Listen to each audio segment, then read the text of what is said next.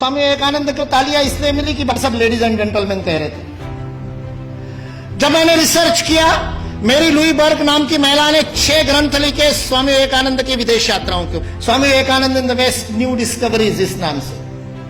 वो मेरी लुई बर्ग ने शिकागो की उस धर्म सभा में उपस्थित जो श्रोतागण थे उसके प्रत्येक के साथ संपर्क किया, जो जीवित थे, जो जीवित नहीं थे, उनके वंशजों के साथ उनकी डायरिया खंगाली, उसके पूरे मिनट्स पढ़े।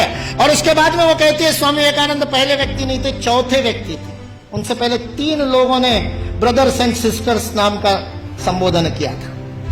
श्रीलंका से एक बौद्ध साधु गए थे, धम्मपाल अंगीकारा, उन्होंने किया था। एक बौद्ध भिक्खु जापान से आए थे, उन्होंने भी यही बंधु और भगिनी वाला संबोधन किया था। और तीसरे प्रताप चंद्र मुजुमदार थे, जो भारत से ही गए थे, थियोसॉफिकल सोसाइटी के प्रतिनिधि थे, उन्होंने भी किया था। स्वामी विवेकानंद चौथे थे।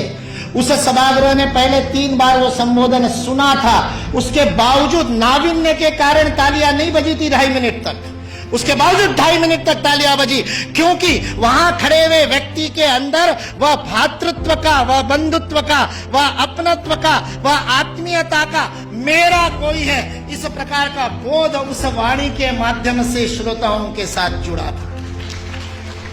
सुभाष चंद्र बोस बहुत जबरदस्त वक्ता थे, मुर्दे को जगा दिया उन्होंने। अपनी पूरी आजादी सेना युद्धबंदियों में से तैयार की थी। हारे हुए युद्धबंदियों के कैदियों के बीच में ऐसे प्राण फूंकते कि आजाद हिंद सेना की स्थापना हो जाए। वो सुभाष चंद्र बोस कहते आज स्वामी विवेकानंद जीवित होते तो उनके पैरों में मैं बैठा होता। उस सुभाष चंद्र बोस को किसी ने पूछा कि स्वामी विवेकानंद के शब्दों का असर क्यों हुआ, तो उन्होंने अपनी वो कवित्व में वक्तृता में कहा था, जो बात होठों से बोली जाती है होठों तक पहुंचती है, जो बात गले से बोली जाती है मेरे जैसे चिल्ला चिल्ला के वो गले तक पहुंचती है, कभी कभी गले उतर भी जाती है, लेकिन हृदय तक वही बात पहुंचती है जो हृदय से कही जाती है। और स्वामी विवेकानंद के शब्द हृदय से कहे।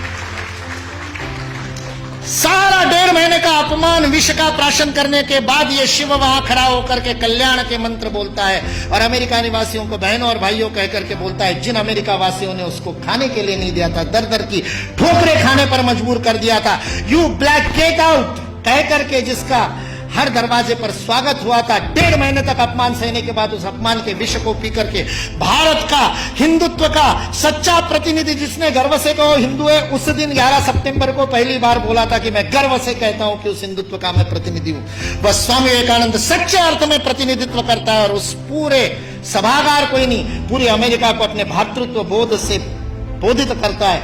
ये भारतीय संस्कृति की वैश्विक अवदान है, वसुधैव कुटुंबकम का भाव है। हमारे यहां किसी भी सामूहिक गतिविधि का सर्वोच्च आदर्श परिवार है। यदि आप अपने संस्था में परिवार का भाव स्थापित नहीं कर सके तो उस संस्था का नेतृत्व करने का आपको अधिकार नहीं है। यह भारत का बोध है। मैं कहता हूं ये कुछ नहीं बिगाड़ सकते, ये विकृति फैलाने वाले कुछ नहीं बिगाड़ सकते, क्योंकि इस देश का समाज जीवंत समाज, और जो शरीर जीवंत होता है उसके नाक में धूल का कण जाता है तो छींक मार करके भगा देता है। भारत ने भी छींक मार दी तो भाग गए बेचारे, कहां जाएंगे। और आज जिस बात के ऊपर हंसते थे उन सारी बातों को स्वीकार करने के लिए विश्व मजबूर है, विवश है। एंगस मेडिसन नाम के एक अर्थशास्त्री को काम दिया गया सन 2000 में। जिस कालगणना की आप दोनों ने बात की, उस कालगणना में 1000 की गिनती बड़ी महत्वपूर्ण थी, क्योंकि बाइबल में लिख दिया कि 1000 वर्ष जब पूरे हो जाएंगे तो मिलेनियम पूरा होगा। और मिलेनियम का बाइबलिकल अर्थ है कि उस दिन वापस आएगा क्राइस्ट, और उसके बाद में सबका जजमेंट होगा और सबको कौन किसने पास में बैठेगा वो तय होगा। और जिसने नहीं माना होगा उन सबको जहन्नुम में भेज दिया जाएगा। 1000 साल बाद हुआ नहीं तो सबको लगा 2000 साल बाद हुआ। इसलिए 2000 बड़ा महत्वपूर्ण वर्ष था। बहुत सारे सम्मेलन हुए सारी दुनिया में, और उन सम्मेलनों के बीच में दुनिया के सर्वाधिक विकसित देशों का जो संगठन है OECD, Organisation for Economic Cooperation and Development, जिसके लिए विश्व के सर्वाधिक GDP वाले पहले 7 थे, अब 15 हो गए, 16 हो गए देशों का वह संगठन था। उस OECD ने सन 2000 में एंगस मेडिसन नाम के अर्थशास्त्री को यह काम दिया कि वो विश्व का आर्थिक इतिहास लिखे। और चूंकि उनकी गणना, उनकी हिस्ट्री 0 ईस्वी से शुरू होती है, तो एंगस मेडिसन को भी काम दिया 0 ईस्वी से 2000 ईस्वी तक 2000 वर्ष का आर्थिक इतिहास लिख दीजिए। उस पुस्तक का नाम है Economic History of the World Millennial Perspective by Angus Maddison. OECD.org इस वेबसाइट से आप डाउनलोड कर सकते हैं। 2000 वर्ष का आर्थिक इतिहास लिखा है एंगस मेडिसन ने। और वह एंगस मेडिसन कहता है कि पहले 1500 वर्ष 0 ईस्वी से लेकर के 1490 तक, 99 तक सारे विश्व के जीडीपी में लगभग 2/3 66% योगदान देने वाला देश कोई था तो वो भारत देश था।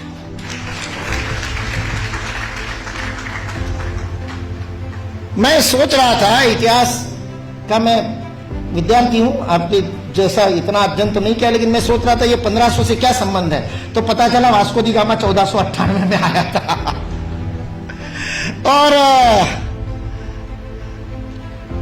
मतलब उसने भारत को खोजा, ऐसा हम लोग भी लिखते हैं, तो उससे पहले कोई गुम हो गया होगा। जो गुम हुआ भारत था वो विश्व के 2/3 जीडीपी को प्रोड्यूस करने वाला, और केवल प्रोड्यूस करने वाला नहीं, विश्व को समृद्धि का अवदान देने वाला, वितरण करने वाला विल ड्यूरांड अमेरिकन इतिहासकार है। 11 खंडों में उसने लिखी है हिस्ट्री ऑफ सिविलाइजेशन। वह विल ड्यूरांड लिखता है सारे विश्व को संपदा का वितरण करने वाला कोई देश होगा तो वह देश भारत देश है। वितरण शब्द प्रयोग किया है, लेन देन नहीं, वितरण करने वाला देश। सारे दुनिया में हमारे व्यापारी जाते थे। वो वास्को दी गामा को भी हमारे ये गुजरात का व्यापारी, वास्को दी गामा ने अपनी डायरी में लिखा है, वो गुजरात का व्यापारी पानी के जहाज लेकर के उसको मिला साउथ अफ्रीका में, उसको तो भारत मिला नहीं था। इसने कहा अच्छा भारत खोज रहे हैं, चलो मैं ले चलता हूं। उसको मसाले भरने थे, इसलिए वो कालीकट गया, इसलिए वास्को दी गामा को कालीकट ले गया, नहीं तो भरूच ले आता गुजरात में।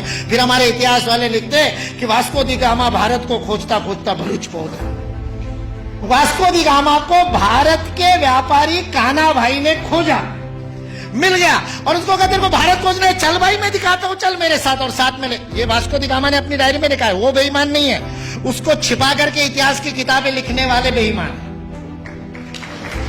वास्को दी गामा की डायरी का उद्धरण दिए बिना हमारे को गलत इतिहास पढ़ाने वाले बेईमान है। वास्को दी गामा ने तो ईमानदारी से लिखा है, उसने ये भी लिखा है कि उस कान्हा भाई के जहाज मेरे जहाजों से कई गुना अधिक प्रगत थे।